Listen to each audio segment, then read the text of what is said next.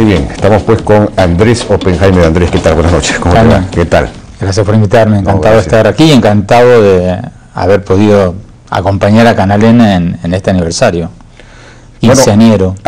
Bueno, sí, pues ha sido para nosotros un gran honor que hayas podido venir al Perú y a compartir, en fin, a discutir con nosotros los temas importantes. Pero hablando de temas importantes, uno importantísimo es el Mundial del Fútbol. No sé quién dijo, el otro día estaba tratando de ver qué famoso director técnico dijo: de todas las cosas menos importantes de la vida, la más importante de lejos es el fútbol. Y tiene toda la razón del mundo. Sí, por supuesto, y eso tiene mucho que ver, por ejemplo, con la autoestima, la identidad de los países, el orgullo, ¿qué sería el Brasil sin el fútbol? Y lo que estamos viendo en este Mundial, a mí me encanta hacer paralelos entre el fútbol y la política y la economía, como muchos de nosotros. Y en este Mundial ha sido increíble, Jaime. Esto que veíamos días atrás de Costa Rica es impresionante. Todas las lecciones que tiene la labor que ha hecho y lo alto que ha llegado Costa Rica en este Mundial. ¿Qué lecciones, por ejemplo? Primera, a mí me parece increíble, o sea, lo que puede hacer un espíritu de equipo. O sea, este cuatro ticos, yo no conocía a ningún jugador. Yo tampoco. O sea, la primera vez que los escucho, la primera vez que lo veo, y realmente no tienen grandes estrellas del fútbol mundial. Pero lo más importante, te diría, es el paralelo con la internacionalización, con la globalización. Me estaba fijando el equipo de Costa Rica. De los 11 chicos que juegan en el equipo de Costa Rica, 9 juegan en Europa, en Noruega, en Holanda, y no creas, no en las grandes ligas, o sea, no como Brasil o Argentina, que tienen todos en la Liga Española o en la Liga Inglesa. Estos juegan en Holanda, algunos en las segundas divisiones de Holanda, en Noruega, en Grecia, en varios otros países de Europa, potencias futbolísticas periféricas. Entonces yo me preguntaba, caramba, escribí un artículo de eso diciendo: ¿por qué los latinoamericanos aceptamos y celebramos que nuestros jugadores, nuestros talentos futbolísticos vayan afuera, mejoren su fútbol? Porque cuando van a jugar afuera, mejoran su fútbol por la sencilla razón de que tienen que jugar con jugadores de primer nivel. Un jugador costarricense que va a jugar a Inglaterra o a Noruega está jugando con jugadores mucho mejores de los que juega en su pequeña Costa Rica. Eso hace que eleve su nivel. Eso hace que le vaya mejor. Eso hace que incentive a los que se quedaron en casa a entrenarse mejor, a esforzarse más, a buscar mejores escuelas para triunfar en una actividad que produce una gran recompensa económica, en celebridad, en varias cosas. O sea, en fútbol la globalización ha hecho maravillas para nuestros países. Pregunto, ¿por qué no tenemos un Messi de las ciencias? ¿Por qué no tenemos un Neymar de la tecnología? ¿Por qué no mandamos a nuestros científicos, a nuestros tecnólogos a estudiar afuera o a trabajar afuera y a reclutarlos cada 4 años o cada 3 años o lo que sea, así como hacemos con nuestros futbolistas? O sea, nuestros futbolistas viven afuera, no nos engañemos, no viven en Costa Rica. Bueno, ese es el tema de tu último libro, ¿no? Basta de historias. Basta de historias. ¿No? Hablo de educación, del problema que tenemos de la falta de inserción internacional de nuestra educación. Ejemplo, en este momento en Estados Unidos hay 820.000 chinos estudiando en las mejores universidades del mundo. 820.000.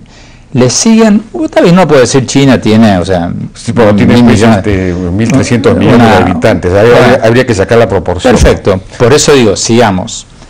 India tiene unos 700.000, pero lo más interesante, Corea del Sur, un paisito chiquito que hace 50 años era más pobre, tú también lo has mencionado eso muchas veces, más pobre que todos los países latinoamericanos, tiene hoy día unos, si mal no recuerdo, 80 y pico mil estudiantes en Estados Unidos. Caray. Vietnam, un país comunista, pobrísimo, chiquito, tiene más estudiantes en las universidades de Estados Unidos que ningún país latinoamericano, incluido México. ¿Y eso es por políticas nacionales, políticas de Estado? No, yo creo que es porque la gente se da cuenta, como los futbolistas costarricenses se dan cuenta que para triunfar o para ganar más tienen que ir a los mejores equipos del mundo.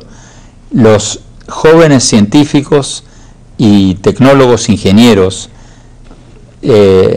coreanos o chinos o indios o vietnamitas se dan cuenta que para ganar más y para mejorar en sus profesiones tienen que trabajar y estudiar en donde mejor ciencia se hace. Pero acá el que puede se va a estudiar Estados Unidos o Europa. Pero el tema es que lo vemos... Digamos, si es un asunto de voluntad individual, el que puede lo hace. Sí, no, Jaime, porque si lo hace, nuestros países no tienen mecanismos como tenemos en el fútbol para que cada tanto, de alguna manera, se vuelvan, no necesariamente permanentemente, pero que contribuyan al país. Te doy un ejemplo. Estos jugadores de fútbol, los que están jugando el Mundial, cada 4 años se integran a la selección de su país. Okay.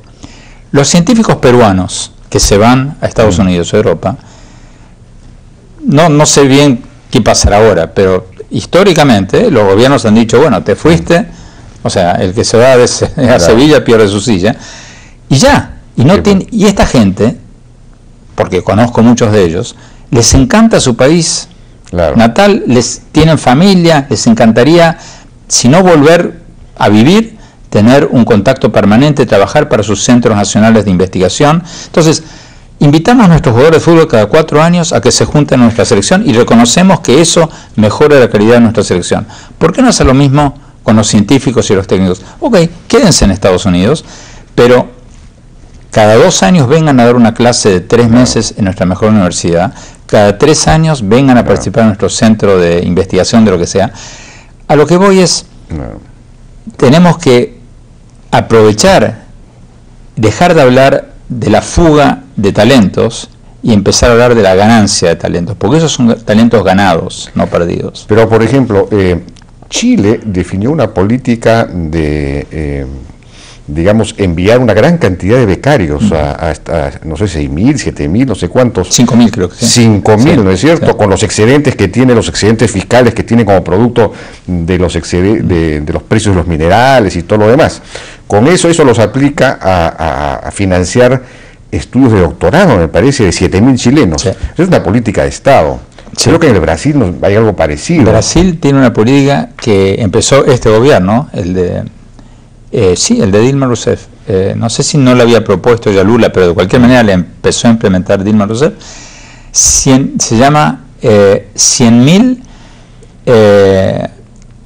becarios de ciencia y tecnología en el exterior. Van a mandar a 100.000 científicos y tecnólogos a hacer sus maestrías y doctorados en las mejores universidades del mundo. Es un plan todavía futuro. No, ya está en marcha, ya empezaron. Hay quejas porque no está funcionando tan rápido como quisieran, pero ya empezaron a ir los primeros 1.000. O sea, está en marcha.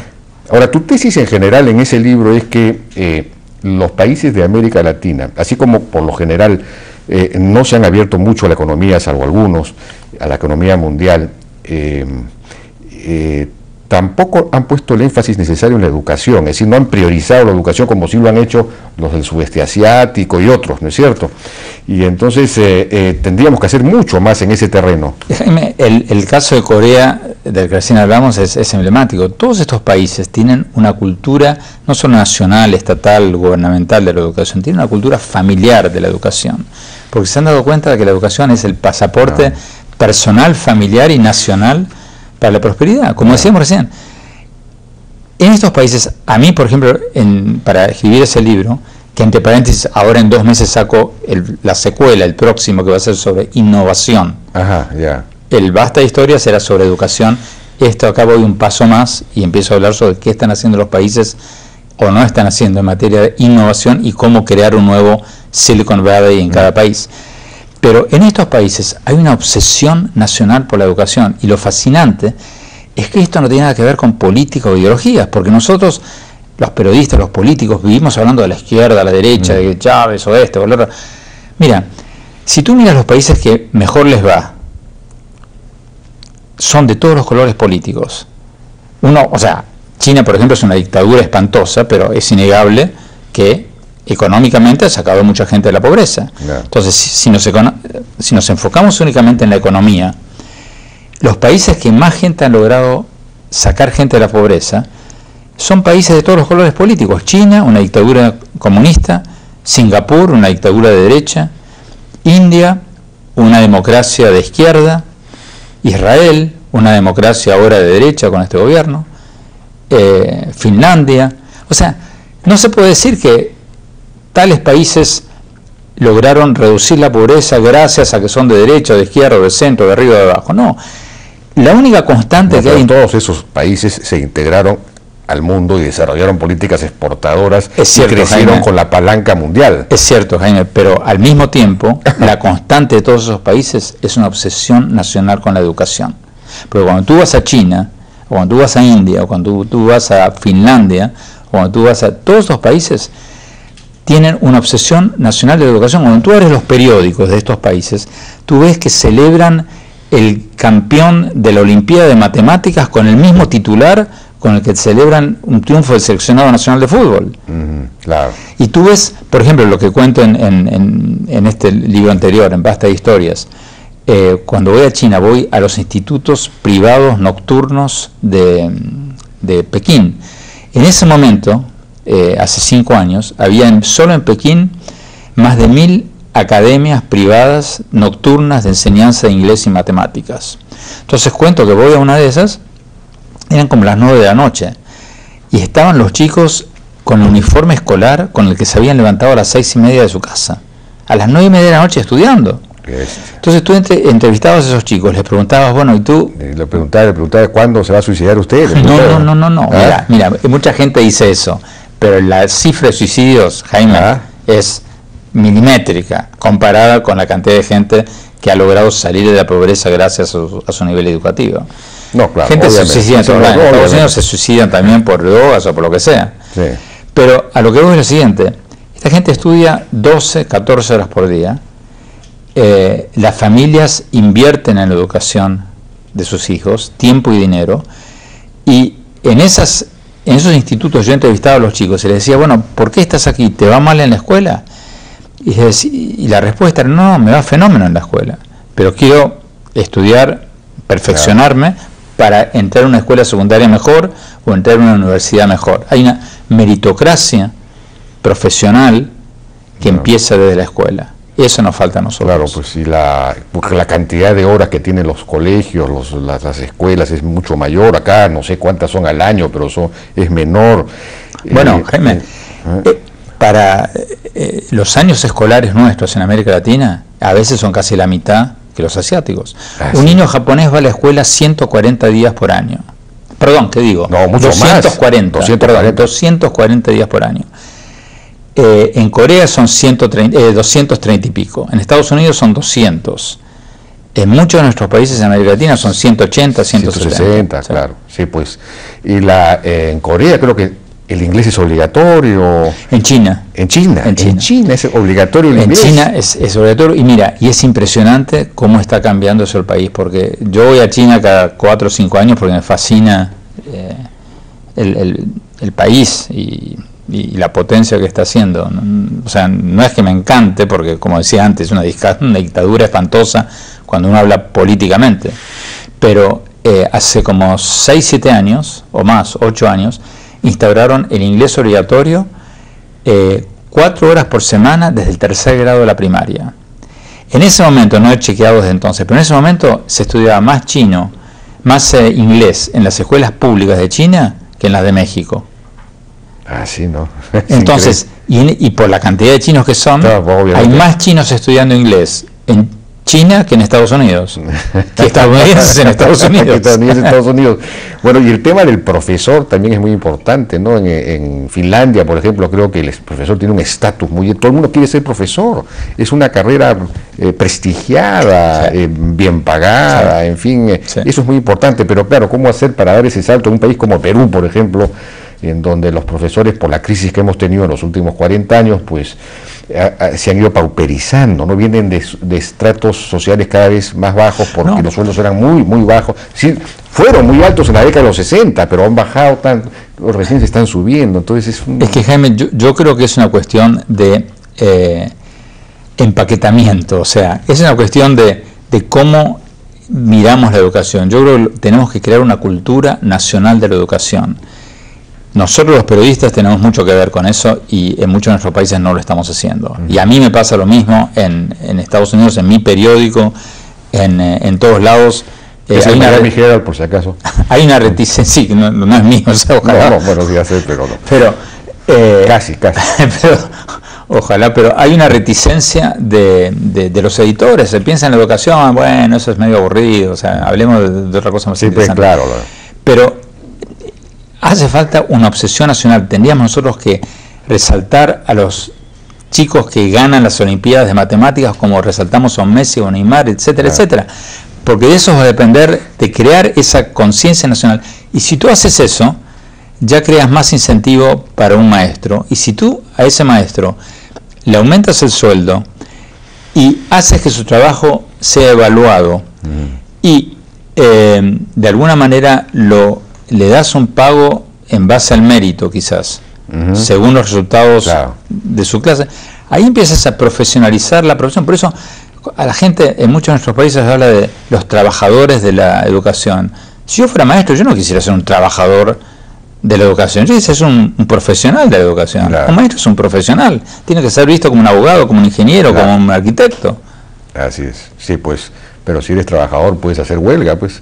Bueno, entonces, pero el tema es, hay que levantarlos, hay que convertirlos en profesionales y tratarlos como tales y pagarles como tales y exigirles como tales. Tenemos que ir a una pausa, Andrés. Seguimos conversando con Andrés Oppenheimer, autor de varios libros. Cuentos chinos es uno de ellos, Basta de historias es otro. Él es periodista del Miami Herald, tiene un programa en Canal N, en fin, por supuesto en otras emisoras latinoamericanas. Y bueno, comenzamos esta conversación con el fútbol y con Costa Rica, la selección de Costa Rica. Costa Rica es también un país muy institucionalizado, es raro para ser Centroamérica, ¿no? Con una base de pequeños propietarios muy fuerte que quizá tenga que ver con ese, digamos, ese nivel de cultura deportiva que tienen sus jugadores. Pero además tú acabas de escribir un artículo que revelando que el presidente electo, Zavala creo que se apellida. No, Luis Guillermo Solís. Luis Guillermo Solís, sí, el presidente electo ha abolido el culto a la personalidad, ha determinado que se saquen todos los retratos, con sus retratos de las oficinas públicas. Me pareció maravilloso. Sacó un decreto, ahora hace una semana, diciendo que a partir de hoy queda prohibido que todas las oficinas públicas muestren en las paredes mi retrato y además ordenando que todas las placas inaugurales de nuevas obras públicas no lleven el nombre del presidente de la nación. Entonces lo llamé y lo entrevisté y digo, a ver, explíqueme. Y me dice, bueno, así como lo escuchó, las obras no son del presidente, las obras son pagadas por los contribuyentes. Claro. Los contribuyentes contratan al presidente, lo eligen con sus votos para que ejecute las obras. Pero las obras no las pagó, no salieron del bolsillo del presidente. Claro, no tiene por qué firmarlas el presidente. Exactamente. Son obras construidas por el pueblo, con el dinero del pueblo. Bueno, aquí el único que hizo alguna vez algo así fue Fernando Belaúnde, cuyas obras ponía el pueblo lo hizo. Bueno, entonces le digo, bueno, entonces, ¿qué van a poner en las placas? Me dijo, bueno, precisamente el año en que se inauguraron, cosa que los arquitectos del futuro sepan cuándo van a tener que reponer los caños, ¿no? O sea, por razones puramente técnicas. Y quizás pongan algo así como una obra del pueblo de Costa Rica. Y le pregunto, bueno, ¿y los retratos? Y me dice, bueno, como firmé el decreto, ningún retrato con la fotografía del presidente, ni con un cuadro del presidente, ni nada. Digo, ¿qué van a poner? Las paredes van a estar vacías. ¿Y qué van a poner? Le pregunto exactamente. Y me dice, no, paisajes de Costa Rica. Maravilloso. Entonces, en esa columna yo planteaba qué diferencia con lo que estaba pasando en Venezuela, en muchos de estos países donde hay un culto a la personalidad impresionante donde los presidentes gastan millones de dólares en autoglorificarse. Qué maravilloso ejemplo, ¿no? Bueno, sí, pues en Bolivia Evo Morales acaba de sacar un librito que se llama Las aventuras de Evito. Exactamente, tuve en mi programa de televisión a la autora, justamente esta semana saco en mi programa de televisión una entrevista con la autora que sí, y vamos mostrando mientras habla ella muy amablemente cuenta y muestra las ilustraciones del libro. Evito va a la escuela, Evito y las llamas, Evito juega al fútbol, Evito esto. Entonces yo le pregunto, bueno, pero le preguntaste, o sea, hay un cuento sobre si Evito terminó la secundaria. Entonces no creo que se escabulló esa pregunta, pero el hecho es que el presidente Evo Morales presentó ese libro en un acto público y el Ministerio de Comunicaciones de Bolivia lo distribuyó a los niños. Bueno, o sea, sí, pues sí, estos presidentes, Correa, por ejemplo, ya va a hacer aprobar la reelección indefinida, ¿no? Va a modificar la Constitución y eso se va a aprobar, por supuesto. No, y ahora está castigando a los periódicos. El gobierno mandó citar a 4 periódicos por no haber reportado sobre el viaje que hizo el presidente Correa a Chile a recibir un honoris causa. Sí. Entonces, no solo castigan a los que critican, sino a los que no alaban lo suficiente. Sí. No, eso no, es increíble. Ahora, esto a su vez, esto de que esté buscando la reelección indefinida y, bueno, controla ya casi todos los poderes, lo mismo Evo Morales va a conseguir la reelección indefinida, contrasta con la primera declaración que hizo Santos cuando ganó las elecciones, ¿no? Que declaró que lo que iba a proponer la abolición, la derogación de la reelección no indefinida, sino la reelección. Vamos a tomarle la palabra, porque hasta hace un año Correa decía que él no sabía, cuando se presentó por última vez, dijo que nunca más se iba que él no iba, claro. Exactamente. Pero Santos quiere eliminar la reelección de la Constitución, digamos. Está bien. O sea, me parece una medida muy buena. Sí, hay que aplaudirla. Hay que aplaudirla, claro. Y hay que tomarle la palabra, que no sea cosa de como Correa venga en 3 años y diga, bueno, sí, pero para el próximo. Pero parece que no. Parece que él realmente quiere cambiar la Constitución para evitar que hasta él incluso pueda. Ahora, Correa y Evo Morales pueden reelegirse porque mantienen un nivel de popularidad alto. Sí, Jaime, cosa que no ha ocurrido en Venezuela. Es decir, Venezuela ha sido un fracaso, ha caído, se ha desplomado por... Eso no ha ocurrido ni en Ecuador ni en Bolivia. ¿Qué explicación tienes tú? Muy sencilla, no ha ocurrido hasta que ocurra. En Argentina, si tú ibas a Argentina hace 5 años, en lo alto del boom de los precios de la soja, la gente te decía que el gobierno era maravilloso. La volvieron a elegir a la presidenta Cristina Kirchner con el 54% del voto. Hoy día se quieren matar. O sea, pero lo mismo está ocurriendo en Ecuador y lo mismo está ocurriendo en Bolivia. Cuando tú tienes presidentes populistas que regalan en lugar de invertir en educación, en las cosas, en infraestructura, en las cosas que hacen un crecimiento a largo plazo, si en lugar de eso invierten en libritos escolares para autoglorificarse, en propaganda política y en subsidios en efectivo, pan para hoy, hambre para mañana, por supuesto que la gente te va a apoyar y por supuesto que la gente te va a votar. La gran pregunta, Jaime, no es si te van a votar o por qué te votan. La gran pregunta es, bueno, ¿qué va a pasar en 4 o 5 años cuando se acabe el boom del gas en Bolivia, del petróleo en Ecuador? ¿Qué va a pasar entonces? Y entonces los países se van a dar cuenta que durante toda esta época no han construido un puente. En Ecuador han construido algo. En Ecuador sí han hecho una... Digamos, Correa es reconocido por una labor de infraestructura importante. Sí, eso lo han hecho.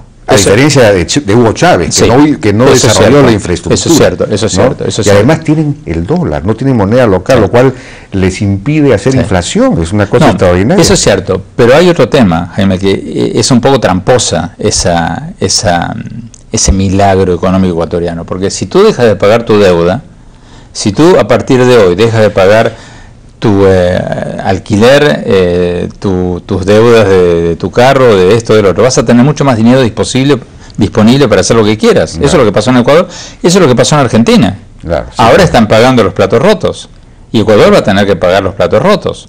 Porque Ecuador dejó de pagar sus deudas, expropió compañías petroleras, hizo un montón de cosas que ahora a nadie le importan, pero el día que Ecuador necesite fondos para volver a funcionar en la economía normal, el día que se acabe su boom producido por los altos precios del petróleo en este caso.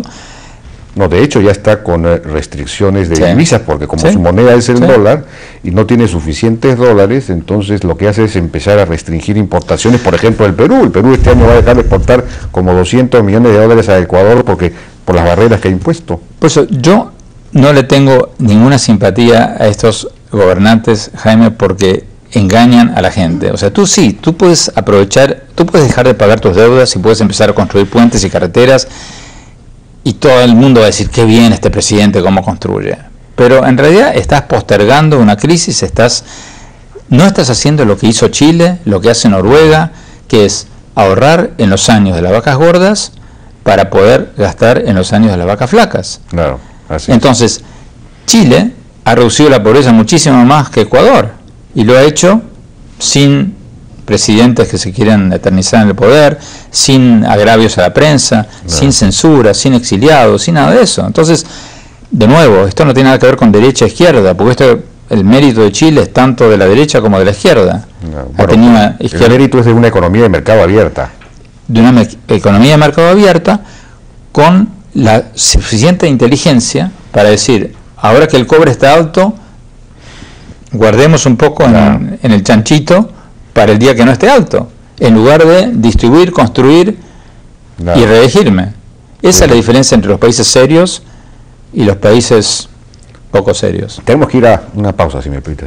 Bien, seguimos conversando con Andrés Oppenheimer. Estábamos hablando de estos países bolivarianos relativamente exitosos, entre comillas, en la medida en que, aunque a costa del largo plazo, logran mantener niveles de popularidad en el corto plazo, cosa que ya en Venezuela no ocurre. Venezuela está pues al borde del abismo. Pero, ¿qué está, digamos, cómo ves tú el caso de Venezuela? Porque había una disidencia reciente, este ministro de Economía, Giordani, que se apartó y publicó una carta, ha sido considerado traidor, pero es uno, digamos, aparentemente hay una disidencia del ala civil dentro ¿qué está pasando? Cuando se hunde el Titanic, saltan las ratas, o sea, cuando se hunde el barco, mira, el barco se está hundiendo y no es ninguna ciencia. ¿Por qué? Por lo que hablábamos en el bloque anterior. Han despilfarrado todo su dinero en proyectos megalomaníanos, totalmente, y como tú decías, no ha quedado nada, porque lo increíble del caso es que en otros países, por lo menos, quedan carreteras, quedan edificios, como en la época de Balaguer en la República Dominicana, ¿no? Que hacía el Faro de Colón, hacía estos monumentales obras públicas. Algunos de estos hombres fuertes, así llamados, dejan por lo menos algo de... En el caso de Venezuela han destruido todo, ha sido un milagro económico al revés. Han tenido el boom económico más grande de la historia y han despilfarrado todo sin dejar nada. Y hoy día no pueden pagar los subsidios que los mantuvieron en el poder todo este tiempo.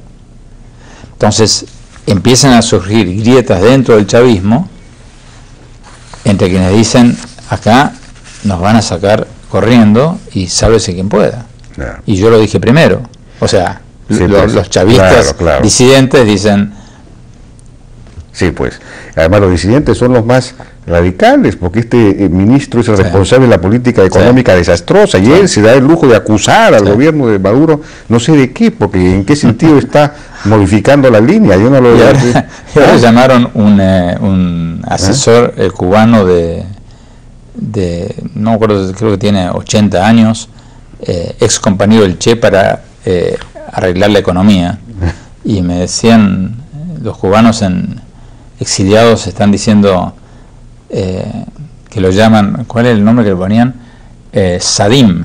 Y digo, ¿por qué Sadim? Y digo, sí, es Midas al revés, porque agarró la economía cubana y le hizo la destrozó. No es que toca, todo lo que toca se vuelve oro. El rey Midas era el que tocaba algo y se volvía oro. Bueno, este es el rey Midas al revés, todo lo que toca lo convierte en polvo, en nada.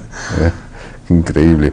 Bueno, o sea que Sin embargo, la movilización, la agrupación, el movimiento por la salida famosa, estas movilizaciones, estas protestas en las calles y todo lo demás, parece estar siendo aplacado, ¿no?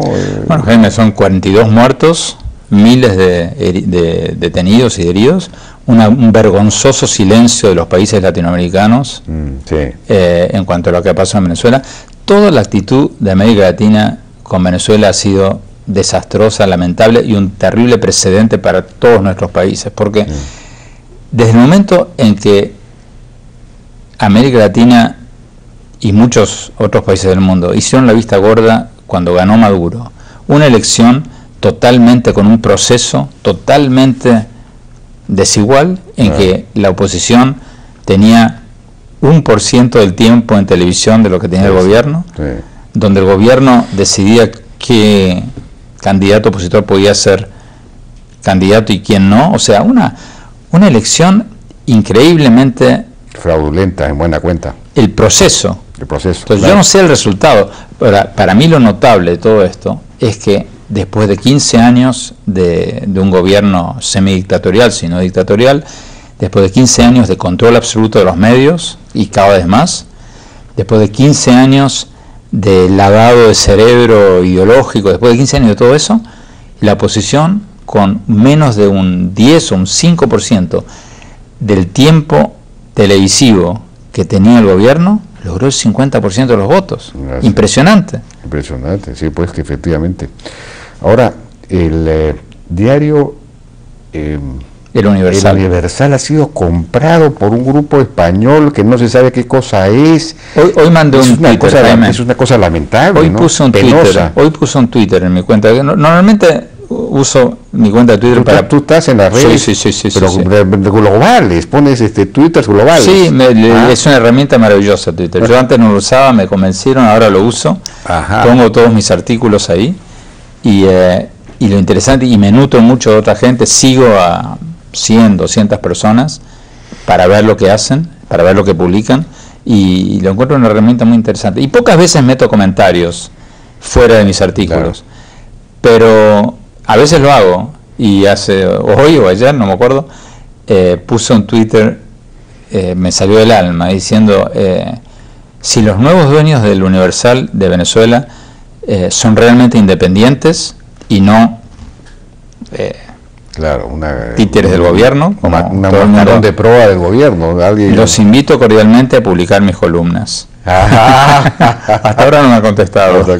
Qué buena, Pero la táctica del gobierno venezolano ha sido, en lugar de cerrar los medios, como hizo Chávez con RCTV, que no le renovó la licencia y de hecho los expropió, la nueva táctica desde entonces, para no hacer tanto ruido internacional, para no ponerse en blanco de la crítica del mundo, ahora compran los medios a través de empresarios amigos y los acallan, como ocurrió con Globovisión. Ahora, el propietario, por las explicaciones, las pocas explicaciones que ha dado, daría la impresión de que el diario ya estaba casi quebrado, porque no tenía papel periódico, me imagino que no tendría publicidad estatal, de repente hasta los propios privados no le ponen publicidad por temor a enemistarse con el gobierno. No te voy a poner en duda, te lo digo por experiencia propia que pasa eso. O sea, el gobierno estrangula a todo medio opositor, y ya los han estrangulado todos prácticamente. Ahora este era el último que queda tal cual, el diario de Teodoro Petkov, pero prácticamente en papel ya no queda, y en televisión otro tanto.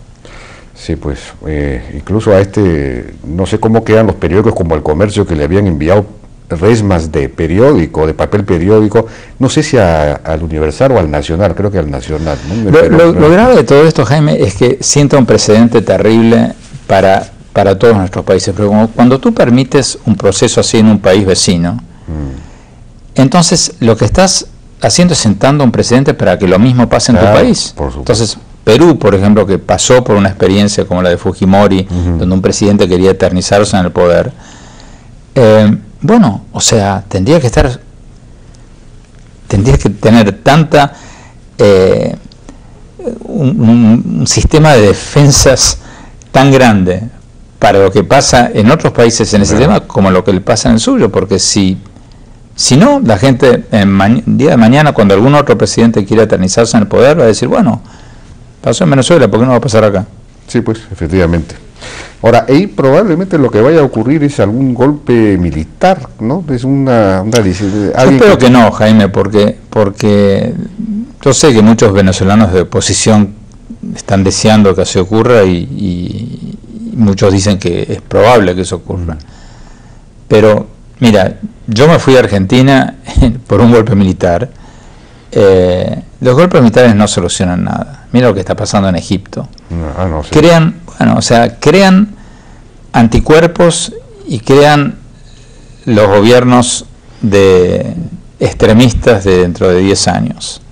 O sea, no es la solución. Claro. La solución me imagino que si hay un golpe militar será para convocar elecciones o algo así. Sí, ¿no? pero normalmente, lamentablemente, como ocurre en Egipto ahora, o sea, el general que da el golpe a la semana le empieza a gustar. Sí, pues. Que lo vengan a entrevistar. Bueno, Egipto es una cosa increíble. Ahí ha metido a la cárcel a casi todos los hermanos musulmanes, a los periodistas, a los periodistas, y ya han suprimido la oposición, la han declarado ilegal. Entonces, yo lamento, Jaime, que no se haya preservado en América Latina esta defensa colectiva de la democracia que hoy hace. ¿Para qué está? Todo UNASUR que va a convalidar muertes de 42 estudiantes en Venezuela. Sí, no, eso fue. O sea, dicen que están hablando con las dos partes, pero, o sea, que las dos partes tienen que moderarse y todo eso, pero caramba, una parte mató a 42 personas. Sí. Entonces, ¿cómo que las dos partes y tiene preso al líder de la oposición? A Leopoldo López. ¿Cómo puedes ir a un diálogo con el hombre, con el líder en la cárcel? Yo creo que el silencio de los presidentes latinoamericanos, con poquísimas excepciones, en lo que está ocurriendo a Costa Rica es lamentable, y no solo lamentable por Venezuela, lamentable por el precedente que crea para nuestras propias democracias. De acuerdo, efectivamente. Bueno, tenemos que ir a una última pausa, ¿no es cierto? Y regresamos. Bien, seguimos conversando con Andrés Oppenheimer, dando esta vuelta por Sudamérica, por América Latina en general y el mundo. Bueno, Argentina, ¿qué va a hacer Argentina con esta deuda de los bonos buitres? Tiene que pagar, hay un juez norteamericano que ha determinado que Argentina tiene que pagarle a estos bonistas que no aceptaron la quita de la deuda, no la reducción de la deuda que hizo Argentina, ¿no? Que la redujo al 65%, me parece, y si es que no pagan a ellos, no podrían pagarle tampoco, entraría en default, en buena cuenta. Jaime, Argentina, una vez más, como tantas veces en su historia, es un caso de manual de el desastre que causan estos gobiernos populistas que gastan más de lo que deben, de que no piensan en el mañana, de que no invierten en educación, de que no invierten en salud, de que no invierten en infraestructura, que regalan pan para hoy y hambre para mañana. Y lo que está pasando ahora es lo que pasó tantas veces en la historia argentina. Entonces, lo triste de todo esto es que han dilapidado la mayor bonanza de la historia argentina en los últimos 100 años. Estos últimos 10 años, Jaime, para Argentina, fueron unos años de bonanza increíble. Los precios de la soja, que es una de las principales exportaciones argentinas, se dispararon. El crecimiento de China hizo que Argentina aumentara sus exportaciones enormemente. Y el gobierno, en lugar de usar esos ingresos para mejorar la educación, para mejorar la salud, para crear infraestructura, no han hecho nada. Han regalado la plata en efectivo, desincentivando la idea del trabajo, la idea del estudio. O sea, han sido una pérdida, no solo una pérdida, sino un despilfarro de la mayor bonanza económica de la historia reciente de la Argentina. Y ahora, oh sorpresa, ahora que China ya no crece al 10%, sino al 7%, que han caído un poco las exportaciones, que ya se han repartido tanto que ya no se encuentran con que hay que pagar los platos rotos. Claro. Las deudas que no pagaron hace 10 años hay que pagarlas ahora. Entonces ahora, gran crisis. El gobierno, por supuesto, va a tratar de pasarle la pelota al próximo gobierno. Hay elecciones en octubre, pero no creo que puedan. Porque los plazos... ¿Ahora en octubre? No, octubre del año próximo. El próximo año, claro. Pero no creo que puedan, justamente porque falta mucho. Van a tener que pagar, van a tener que llegar a algún tipo de acuerdo.